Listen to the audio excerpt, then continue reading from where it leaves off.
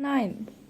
So Chige is here, and it has been a long time because harvests came and went.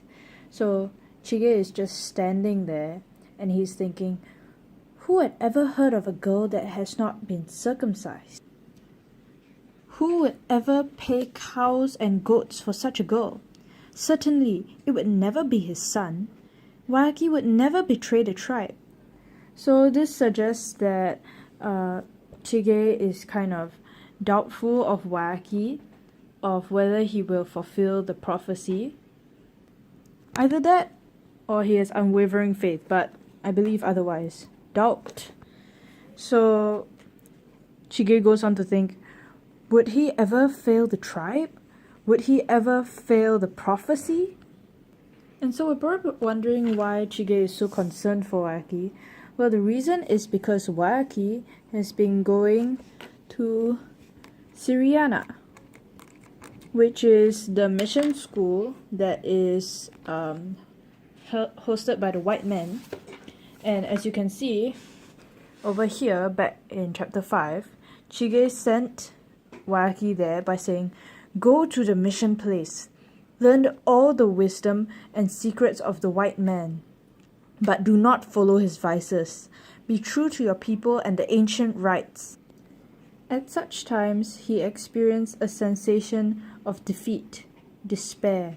Then his son would come for holidays, and Chige, though did not say much to him, could see that all was well. Or was it? So it was time for the initiation dances, but Wayaki did not like them very much. He did not like the dances very much, mainly because he could not do them as well as his fellow candidates who had been practicing them for years. Now this was because Wayaki was in Syriana, so he wasn't really practicing the dances, he was just hanging out with the Christians. Yay! Also, however much he resisted it, he could not help gathering and absorbing ideas and notions that prevented him from responding spontaneously to these dances and celebrations. So perhaps the ideas against circumcision from the Christians probably resulted in confirmation of doubt of Chige. So Wayaki's mind was unsettled, he was torn, and he was thinking about Muthoni. Muthoni's revolt had rung from hill to hill as the news spread by the wind and the drums. Her name was whispered from hearth to hearth. This shows the significance of her betrayal, because it is so shocking that it spread everywhere. It went viral. So later on, Wayaki thinks that the idea that she had actually run away, actually rebelled against authority, somehow shocked him. He himself would not have dared to disobey Chige. At least, he could not see himself doing so. And then the dance happened. It's a bit crazy. Like really crazy. Let me illustrate or read.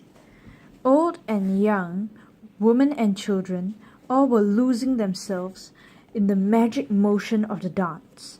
Men shrieked and shouted and jumped into the air as they went round in a circle. For them, this was the moment. This was the time. Women stripped to the waist, with their thin breasts flapping on their chests, went round and round the big fire, swinging their hips and contorting their bodies in all sorts of provocative ways, but always keeping the rhythm. So as you can see, this is from Wayaki's point of view, and the description there might get me demonetized or something, but I'm not even monetized. It's just a quick video, you know. So anyway, Wayaki described the circumcision dance, which is seen as sinful by the Christians. It was described with provocative and sensual nature. So this part, the darker orange, is Wayaki's point of view. However, later on, there's another description. They were free. Age and youth had become reconciled for this one night, and you could sing about anything and talk of the hidden parts of men and women without feeling that you had violated the otherwise strong social code that governed people's relationships, especially the relationship between young and old, men and women. So from the tribe's point of view, it's more of like a freedom thing, which is a great and good dance, and it's just everyone's happy, you know. And then there was Muthoni. Waiki gazed at her. Something slightly stirred in him, in the yellow light.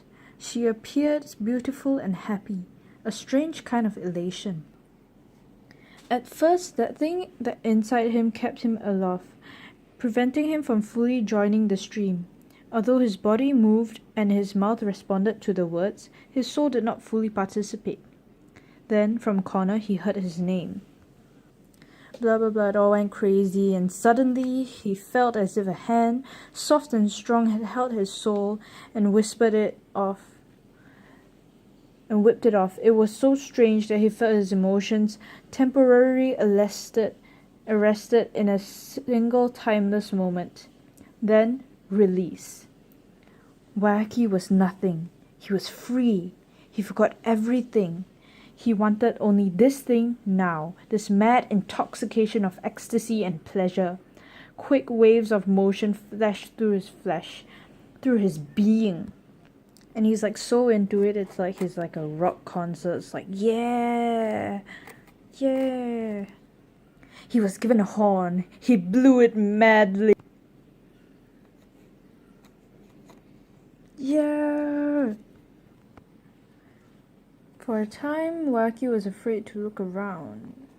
This because he suddenly noticed that, like, was there a streak of sadness in her eyes, like Muthoni's eyes? And the next moment, he found himself wandering alone, blindly away from the crowd, wrestling with hollowness inside his stomach. He felt hurt. He laid himself naked, exposed, for all eyes to see. So Muthoni continues to claim that she's a Christian, and her father and mother are circumcised while they're stopping her. Then comes one of Muthoni's biggest quotes ever. Just before she dies.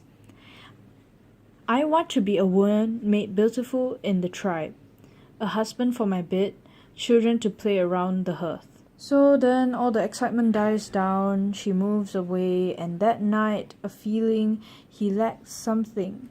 He yearned for something beyond him, came in low waves of sadness that would not let him sleep. So this kind of shows that Waiki is kind of struggling right now to comprehend everything that happened at the dance. No, he said, like crying. Okay, because Muthoni just kind of confused him with her whole rebellion. He's like, oh, do I follow the tribe? And do I rebel? And he's so confused and everything. He doesn't know why she's rebelling. And because he was sent to Syriana, he is now extremely confused of which side to follow, because he just absorbs things.